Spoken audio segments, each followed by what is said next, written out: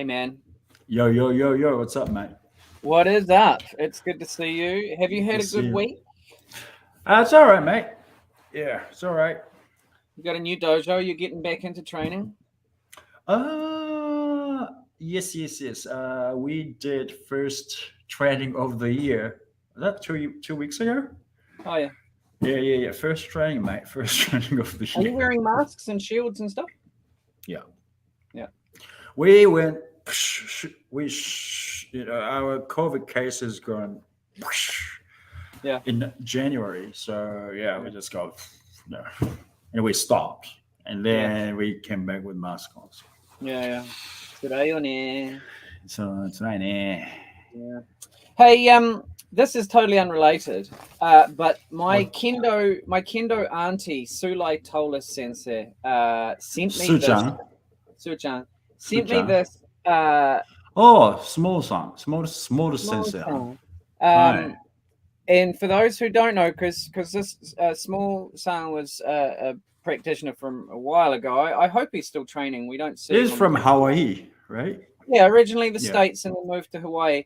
And the unique thing about that, as you can see in the photo, is that he lost his legs when he was a young Yeah. fella in a A train accident or train something. accident. That's right. Mm.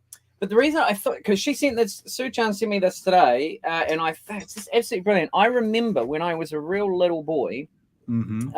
my brother came back from the world champs, and I he'd did. seen Yeah. he'd seen small Stanza doing some stuff on the floor, and he said, "I'll never forget this." He said, "None of you have an excuse not to come to training anymore." Yeah. And Because he's complain. It's hard. yeah, yeah, unbelievable man, unbelievable. Yeah. I He's saw also him fighting in Kyoto, yeah, actually. Mm. pretty It's pretty amazing. sharp, oh, pretty Oh, mate. amazing. That's Yeah, great. yeah, yeah. Absolutely brilliant. Hey, Hiro, today we are talking about something that I think is pretty. Oh, that was a weird noise. Pretty interesting stuff if we want to talk about getting better at being a coach, right? Uh, Oh, and it's called. you said something about fancy. Yeah, yeah. Emotional intelligence, That's mate. right. That's right. Also known as EQ or EI or emotional quotient or Quotient. whatever. Yeah. So Yeah, that's what the never Q heard and that before. no, Emotional quotient. Is that that's right? right. Well, that's what the Q and IQ is. You see, except we're talking about. EQ. That's right. Anyway, what is it? Why should we Yeah. care? Right. What is it, mate? What is it? Well, let me walk you through this. It's pretty cool, man. This is a good concept, not only for us as coaches, but in all sorts of different things that we do, be it in work or relationships or whatever. But basically, it's the idea, and this is a real simplified um, explanation. It's the ability to identify and manage your emotions, and Hmm. therefore the emotions of other people, right? So I see. the I way see. in which you intend to be perceived, or the way that you are perceived, the way that you carry yourself, and the way that you recognize emotions in other people Is it make a different from empathy? no, not really. It's pretty closely Mm, tied into empathy, and mm-hmm, empathy is about putting ourselves in the other person's shoes, right? mm-hmm. So that's a really important part of emotional intelligence. The other part being how we conduct ourselves as a way to influence uh, Oh, how others you're gonna pick it up. manage.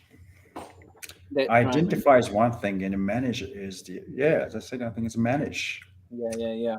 That's So interesting.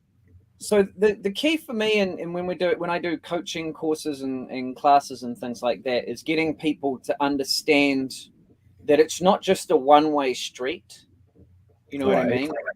In order to sort of make the learning really effective or facilitate learning, get the most out of people, we have to really try and understand how we're being perceived, how people react when they pick that stuff up. Um, so it's an absolutely key like skill for people who are coaches or educators or in front of people, or just, as I said before, in social relationships and things like that. But I got a couple of slides before we go on. Let's give you a little bit more of a rationale, right? So like what I said before about using this in my coaching courses, if we can understand, you know, the way in which we communicate and how those factors, or how those, what can we say, those approaches, how our approach is perceived, we can understand that, understand the benefits of doing one way, and perhaps the drawbacks or the potential blind spots. Then we can really start to tweak things to make a better learning environment. And that's what we're after. No matter what the context, whether you're a Kendo coach or anything else, you need to be able to influence people in order to get the best learning out of them, right? So let's take a look, man. I got this neat little slide deck, and what I thought we would do, I don't know, we didn't prepare this. We haven't prepared this, but I want you to sort of think about for yourself, Hiro, what type of coach you think you are. Okay. So I got a couple of these. This is what, and these things, full disclaimer, right? These are general descriptions, right? I don't think there's any such thing as someone fitting every single one perfectly, but this is just a way to start reflecting on who you might be as a coach, how you see yourself, what you intend to do. So then in a future episode, hopefully next week, then we can sort of start to unpack how those things are actually perceived, how our intentions are actually perceived, right? So let's have a look at the enthusiastic coach. And also another disclaimer, I don't have Kendo pictures to put on these slides. I would hate to implicate anyone in particular. So we've just gone generic sports coaches, just in case I piss somebody off. I don't know. I do that. All right. So the enthusiastic coach. Think about that. Are you an enthusiastic coach? Hiro viewers, are you this person? You absolutely love Kendo and see coaching as a way to get involved, right?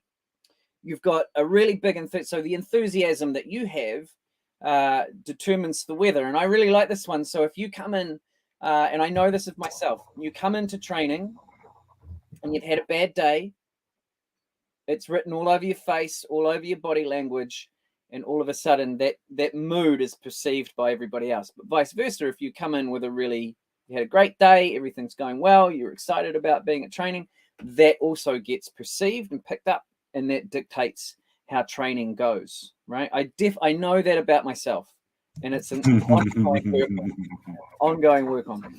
And the other thing about the enthusiastic coach, maybe a strength, depends on how you see it, is that they can become a little bit overexcited in the competitive environment. And you see this a lot in the NBA, for example, or in football, the coach walking up and down the sideline, really getting into it. We don't have that in Kendo so much. We used to have those senses a lot, though. Especially at training, right? Oh, shit. Yeah. Back like 30 years ago, I guess. Yeah, 30 years ago, yeah. Yeah, absolutely, man. Right. And you get, you get really enthusiastic because you're loving it and you're really engaged in what's going on. But I think it's important, and we'll do this for the other ones as well, is to understand potentially what those blind spots might be, right? And the same sort of thing is that we get so caught up, the enthusiastic coach gets so caught up in the what's going on in training, the wonderful things that are happening, that we can become the enthusiastic coach can become a little bit tense.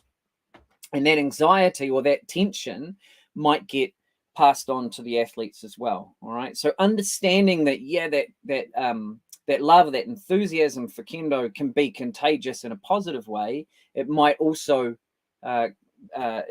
influence people in that negative space as well, with the anxiety and the tension that you might pick up. And this is a really interesting one. There might be some people out there that really resonate with this particular one. Not, as I said, it's not solely for the enthusiastic coach. It could be across all sorts of different types of coaching approaches. But you see some people finding it difficult to understand the casual member, right? Because I love Kendo. It's my whole life. I live and breathe it. I only think about it. I want you guys to do really well. What do you mean you're a casual member? What? Come on, man, we got to train. We got to win. So that sort of potentially is a bit of a blind spot that influences the way that people perceive you and the way that people react to your coaching style, right? And this is the key thing. We want to make sure that the way that we're coaching is picked up in a way by our athletes to encourage them to keep going or to enjoy the sport as much as us. If we start to have moments where our way of looking at things, our enthusiasm doesn't quite line up with some of the other members, the more casual members, for instance, or less competitive members, what does that mean for the culture of the club, for the future of the club? What's important, membership or competition? Those are the sorts of questions that we need to think about, right? Do you see, Hiro, do you see any of yourself in this?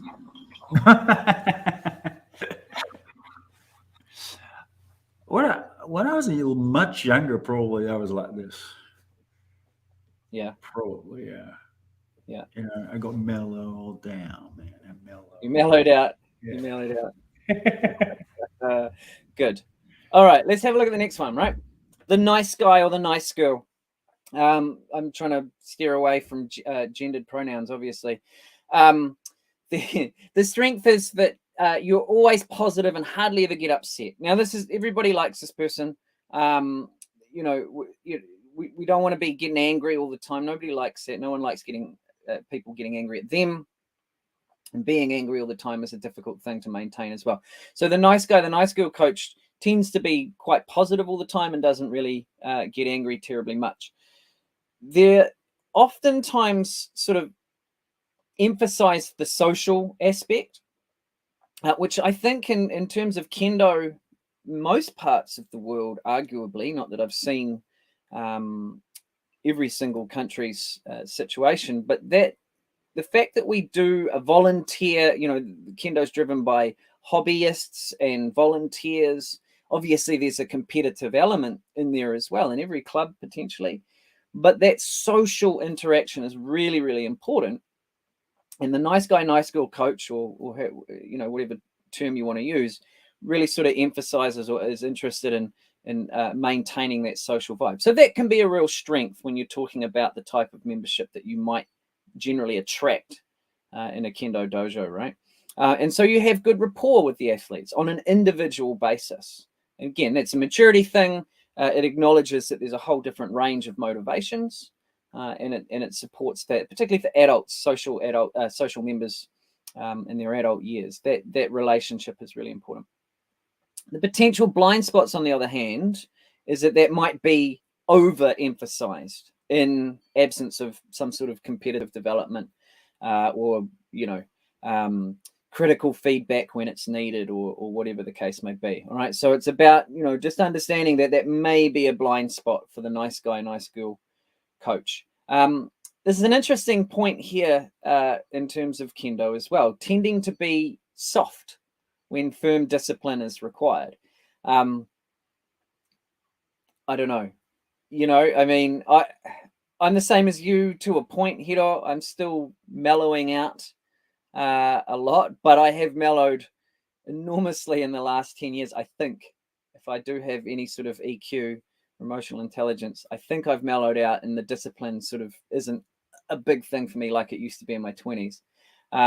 But that nice guy, nice girl, because we want to be positive, we want to encourage people all the time, we get a little bit soft around that discipline. Now, is that what's required? Is that what's expected from the people around you, from the parents, from the members, from your fellow coaches, from your own sensei? Those are those difficult conversations or reflections that may need to be had.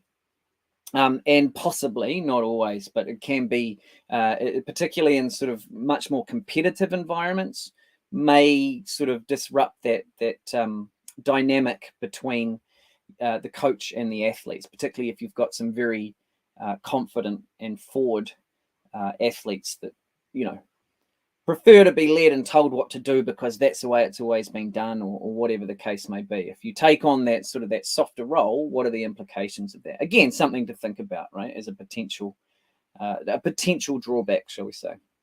Do you see anything in there that resonates with you, Hiro? Do I see anything what? Do you see yourself in any of those? I'm kind of soft now. Yeah, discipline. I mean, I don't know. Really, what you mean by discipline? Eh? Do you Yeah. get mad? Not really. I don't know. Maybe maybe my students will give you different answers. Yeah, exactly. I don't think I get mad. Yeah, I think you get mad. Yeah, yeah, yeah. Yeah. I can't remember you getting mad. I can't remember you getting mad. No, not really. I don't think I don't get mad. I don't think. Yeah. Yeah, I've been pretty mad at training sometimes, and you come away and you think, what, really? Was that something to get mad about? But you did. You got mad. I I definitely go don't. mad. Yeah, I go. I probably go mad. Something. Yeah. Go ahead, mate. Sometimes I don't know. I don't see myself as the nice guy coach overly much. Maybe sometimes, but not always. But like I said, there's elements of this. It's just about sort of Mhm. unpacking where are the traits that I have. Do I see myself? And as you said, mate, your students would probably give you a different answer. Well, that's Yeah. that's next week's episode, right? What, how do we figure out what the people think of us so that we can start to unpack this idea of emotional intelligence a bit more. Anyway, let's move to the next. So the fanatical coach or the single-minded coach, right? Same as the enthusiastic coach. You live and breathe kendo. It's absolute love it, no problem. Thinking about it all the time. And one of the strengths of the fanatical coach, the person that thinks about kendo, with so much enthusiasm, is that they spend a lot of time on planning. And I think there's a lot of us out there that rely on what we've always done. So planning isn't a big part of our preparation for training tonight. We just sort of go, okay, well, we'll start off with this, and then we'll move on to that, and then I'll see how we go. Again, no problem with that, but planning is always something that's going to add to your lesson, always. Even if it doesn't go well, the fact that you've gone through those processes, it makes it purposeful. So planning is definitely a good thing, whether you do it or not. Definitely has its benefits. And it tends to be that the person who's fanatical or single-minded about kendo knows a lot about it. So they've got a lot of expertise to bring to the training or to offer to people. On the flip side, however, potentially there's a lot of demanding practices and a lot of sort of ongoing trainings that can come from this. All right, because the single-minded or the fanatical coach wants to get as much out of the training as they possibly can.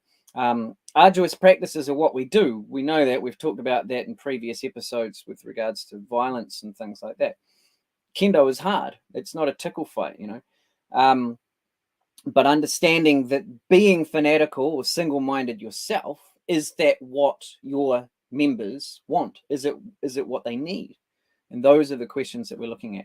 A little bit of frustration when things aren't going well is definitely something that we can see in the single-minded coach. Everything's great when we're winning and we're doing well, or things are succeeding, but it becomes a frustrating thing if we're too single-minded about the way we look at kendo, or competition, or whatever the case may be, right? And it's not always the case, but oftentimes we see this bossy or authoritarian approach coming through in the single-minded coach, because he or she knows what they want to see. They know what it should look like in their mind, right? Their view of kendo, or the view of what the training or the technique should look like, and take a very sort of forward leading position in trying to achieve that. And I don't know, I wasn't sure if I should put this in the strengths or in the potential blind spots, but the fanatical coach tends to be able to be perfectly fine with being disliked. I don't care if you like me or not. We're winning. We're doing well. We're passing our grades. We're doing all this stuff. So I don't care. Take it or leave it. This is how I do things. And again, could be a strength depending on how you view the coaching role. Then again, you're only part of the equation as the coach, right? It's how your athletes perceive you. And if they don't like you, eventually, in my experience, that's going to start to create cracks and create problems later down the track, regardless of whether you're winning now. So it's something to think about. Do my athletes actually like me? Am I okay with that, or do I need to redress this and think about it?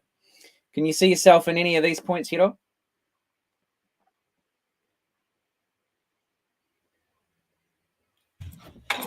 Well, yeah. Which I don't ones? know. Yeah, probably. Well, I can see that. I'm not really after winning or anything, but really, I can be very bossy. Probably I used to be a bossy guy, I think. But, you know, I'm becoming an adult, so I can Becoming see more. Yeah, I'm still on becoming an adult. Not quite there yet. not quite there yet. You know, like when it comes to taking that authoritarian, that bossy approach, like you know, what you experienced as an athlete in Japan before you started sort of living and training overseas or outside of Japan, that would have been a pretty common approach in your dojo. Right, yeah. Well, because I was the captain of the high school club, junior high school. So you gotta do bossy, or you gotta decide what to do. Because I didn't have a sensei, I didn't have a coach at junior high. In high school, we had a coach, but it's always from outside, external from outside. Yeah, Coach comes outside as a volunteer, right. like only weekend. But otherwise, we train us. We have to come up with a plan and train ourselves. So, I mean, gotta be bossy, I Yeah. think. Okay. Back in old days, yeah, Like in the old days, yeah. yeah, This yeah. is now. This is the interesting thing, because I think that anyone watching now, and including ourselves, you know, we could start to try and justify what the best way to lead in a dojo is, for what reason, you know, the culture, blah blah blah blah blah. And that's good. Those are really worthwhile and important conversations. The only thing that I would sort of bring to that is that at the end of the day, the most important thing I believe in my work and research is what the athletes require of you.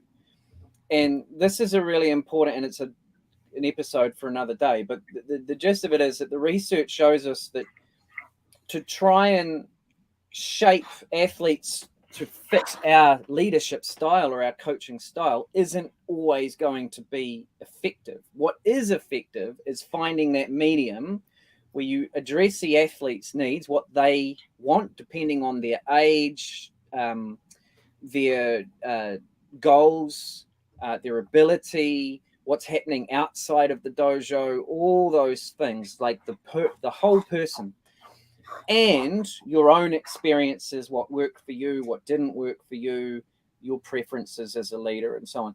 And we can't bend the others to fit those molds. We have to compromise. We have to find where it is that fits both. And by and large, it's the coach that needs or should be fitting to those groups of people's their needs, right? Your athletes' needs. That's the important bit, by and large.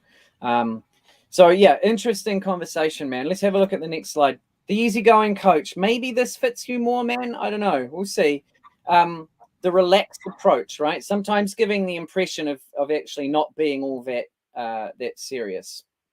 The impression, not necessarily true, but just being really laid back. Also known, for those of you who know, the leadership research is referred to as laissez-faire. So really sort of hands-off. I'm here when you need me sort of approach, right? And like you said before, Hiro, not necessarily concerned if the athletes are winning or losing, right? Because the goal is not about winning or losing. It's something else, whatever it is, for the easygoing coach. The problem with this is, and believe me, I've tried this and I know this to be the case, when you sort of lay back a little bit and become a hands-off coach, an easygoing coach, particularly in the dojo, it gives off this impression that you're disorganized or you're not really engaged and you don't really care. And that's, for me, that was not the case at all.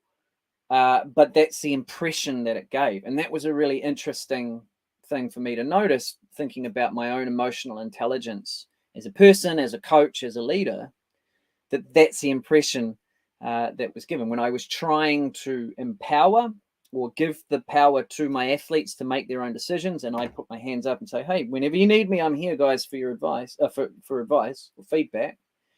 It gave off the impression to some parents, let's say, that there wasn't the engagement that their kids needed. So it's a real tricky one, eh? The other points here is that there's a little bit of sort of, can be a lack of variation if we sort of sit back a little bit and let things happen. There might be a little bit of repetitiveness. It's not always true. A little bit of repetitiveness in the trainings because, you know, we're not thinking about how we can move forward or try something different or attempt this strategy in different ways or this waza in different ways. So it's it's something to be aware of, particularly going back to my point about planning. And then sometimes, again, not always, but the feedback that we can give can kind of give off this impression that we're laid back. So, more faito, more shiai, or, shoulders back or left foot, or, the sort of the generic, it's a pretty generic set of phrases that we tend to have. I said a few weeks ago on the feedback episode, more shiai is my go-to easygoing feedback. It doesn't really add much to the athlete's experience, but it's something that we say, and I think that really plays in. So again, what are we doing on the floor when we're coaching that doesn't get questioned? And what are the impacts of that? We just go through the motions sometimes, whether we're being fanatical or easygoing or single-minded or whatever. What are the impact of those unquestioned things? And this episode and the future episodes on emotional intelligence are designed to try and get people to think about their actions, their unquestioned actions, and actually questioning those. Why do I do that? Where did that come from? Is that the right thing to do? You know what I mean? Right. Yeah. All right. The business coach. Now, again, a couple of things that might be overlapping from some of the other approaches. You've got this really sort of attention to detail. Really organized, everything's sort of planned out. It might be training week to week. It might be a beginner's progression. It might be a training plan for the competitive people in your dojo. Whatever it is, like a real attention to detail that's really planned out. Some people carry around clipboards or have a little training diary. I know that I used to do this a few years ago. I had a little red book and I would write down my thoughts for each of the people in there.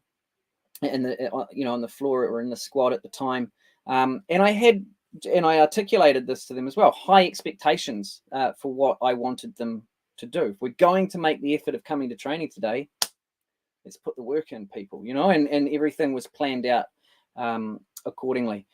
But again, there are potential blind spots for us in these sorts of approaches. In particular, with the business coach, it might be that you put more time and effort into the managing and less into the coaching. Now, if you've got a structure in your dojo where you can do that, brilliant. You can draw on the strengths of all of the coaches. But it might mean if you're the singular person running trainings, then spending all your time writing notes down and planning things out sort of takes away from that social interaction that some athletes might require, let's say, right? And again, you start to lose that connection with people, which is what some people might be looking for in their kendo experience. So, there's a couple of things to unpack there, man. Which one do you think is probably more you? I don't know. It's a bits from everything, I think. Yeah. At the moment, like I said, when I was junior high school students, we didn't even have the word coaching back in the old days, I guess. Maybe they did. I don't know. But I was a bloody kid. So I didn't. I just okay. Let's go do it. Bam, bam, bam, bam. And more guy. What are you doing? I know, right? It's just we just did what we knew what to do, right? Yeah, And yeah, yeah. then New Zealand, boom. Oh, I don't know what to do, man. I can't speak the lingo. You know, and I lost a lot of beginners, and then started learning how to teach, how to show what I'm thinking in my head, and then of course it's a language issue and a cultural issue and all kind of issue, and then now Yeah, it's yeah. still developing even now after being instructor since 1993, still evolving. Yeah, yeah. So I don't know, man. Yeah, yeah. Yeah. Well, this is a thing, and I would say that reaction is pretty common, Hiro. Even for somebody like me who lectures on this sort of stuff at university, it's a constant, ongoing thing that we need to do as educators or coaches or instructors, leaders, is to reflect on that. We can go in, we can plan, or we're not plan, we rely on our experience, whatever it is. When we deliver our content, how is that being received by people? Many of us, if we do think about it, might go, well, that's out of my control. I don't know. Why should I care? If you like it, you like it. If you don't, you don't. But in order for us to develop the culture that we require, particularly in a minority sport like Kendo, a few questions are coming through for Kendo Coach about how do I build culture. This is one of those things. We really need to think about how our actions, how our emotions are influencing other people's, and that starts to build the culture in a positive direction, right? And this is about this point about developing positive relationships. That's where the culture is. If you are seen as a leader worth following, to quote the All Blacks, then you can start to develop the culture in the group, because they're going to follow you and believe in where you're taking the club or the team or the squad, right? And this is a really important first step. So we've gone through, candidly, I guess, like the general assumptions of certain types of coaching: business, fanatical, single-minded, nice guy, all those sorts of things, right? And there's no one person that will fit each slide perfectly. That's absolutely fine. The point is that we need to start reflecting. So when we get back together next week and we do this as sort of a part 2, what we're going to start to talk about is, how do we reflect? How do we get this information, right? I have a particular view of myself and how I run things. I know my strengths. I know some of my work-ons. But actually, how am I being perceived? And so we need to sort of, for the next couple of days, think about reflecting, right? And then as we go into the next episode, we can start going, all right, how do we get that information from people? Where should I be reflecting? What should I be reflecting on? And then how do I use my new understanding of emotional intelligence to actually facilitate some good learning in my dojo, right? So that's your homework, Hiro and viewers. If you want to take this on board, is to actually start reflecting. What is it that I'm doing, and how might it be being perceived? What do you think, mate? You up for the challenge? Okay. Get it done. Imagine having that. Imagine a coach in your Kendo club that's willing to change his or her style to make your learning better. Wow. Wow. My childhood sensei is still scary to this day. Absolutely. Oh yeah. Yep. Yep. Except in my case, I ended up creating a YouTube channel with my sensei, so that was pretty cool. Hey, man, lovely to chat to you again today. Please subscribe, like, do all that good stuff. Put your comments down below for us so that we know how we're doing. Help us reflect and get better and understand what is actually working for you guys out there as well in YouTube land. And we'll catch you again next week. Thanks, Hiro, baby. Thank you very much, Dr. Bennett. Catch you next week, mate.